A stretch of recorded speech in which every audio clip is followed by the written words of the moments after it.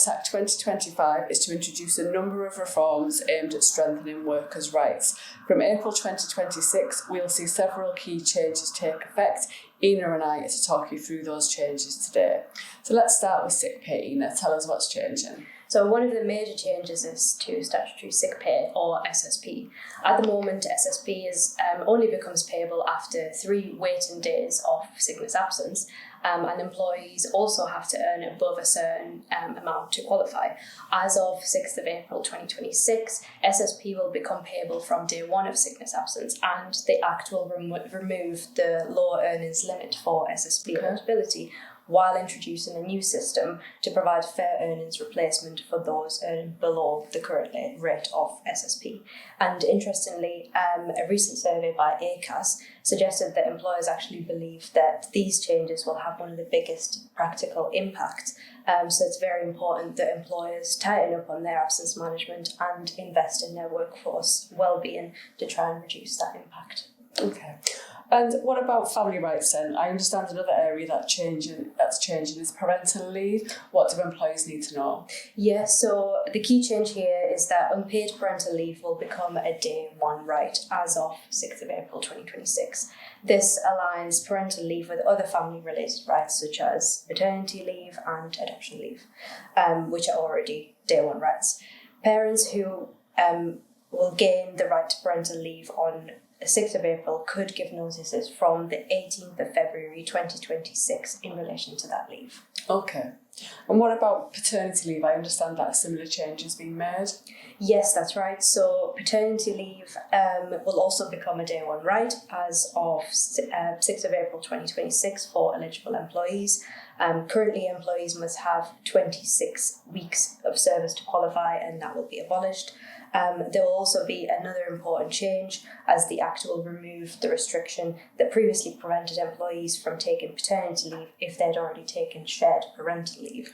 And this will give families more flexibility in how they organise leave and after a child is born or adopted. Okay. And are there any changes that employers should be making to prepare? It is really important that policies are updated in line with these changes so that you don't fall foul of the new rules. Okay. And are there any new rights being introduced? Yes, so another new entitlement being introduced is the bereavement partner's paternity leave. And this is a completely new right designed to address a gap in the current system. If a child's mother or primary adopter dies, the surviving partner has historically struggled to access sufficient leave unless they qualified for shared parental leave.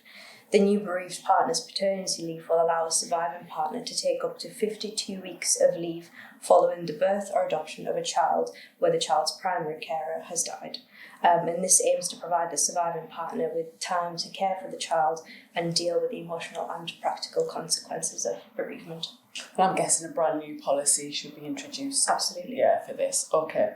I also understand that there's an important change to whistleblowing protection in respect of sexual harassment. Yeah, so this is another notable development. The legislation will amend the definition of qualifying disclosure for whistleblowing purposes so that it explicitly includes disclosures that sexual harassment has occurred, is occurring, or is likely to occur.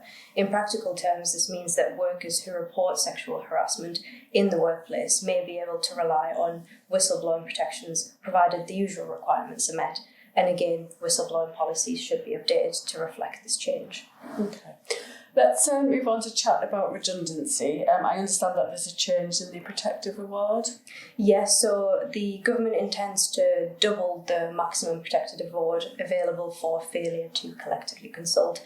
At the moment, the maximum protective award is 90 days pay, but from 6th of April 2026, the Employment Rights Act 2025 will double that amount to 180 days pay. This obviously significantly increases the financial risk that employers who fail to comply with collective consultation requirement will face. However, the government has acknowledged that many breaches arise from misunderstanding the rules around this area, and it has committed to providing clearer guidance for employers. Okay. Well, wait with bated breath for that one. And finally, can you tell us more about the Fair Work Agency? Yes, so the Fair Work Agency will be established on the 7th of April 2026, but it isn't clear when enforcement powers will come into force. The idea behind the Fair Work Agency is to create a single organisation responsible for enforcing certain employment rights. Over time, it's expected that the agency will take on enforcement responsibilities for a wider range of employment rights, such as holiday pay and statutory sick pay, and the overall goal really is just to improve compliance and make enforcement more efficient. So it's clear from what Ina's just been saying that employers need to review their internal policies and procedures as soon as possible. It's also important to make sure that HR teams and managers are aware of these changes, particularly in respect of parental rights. Our team is supporting a lot of employers at the moment with updating policies, reviewing contracts, providing strategic advice, and also training for managers on the changes. So please do not hesitate to get in contact if we can help.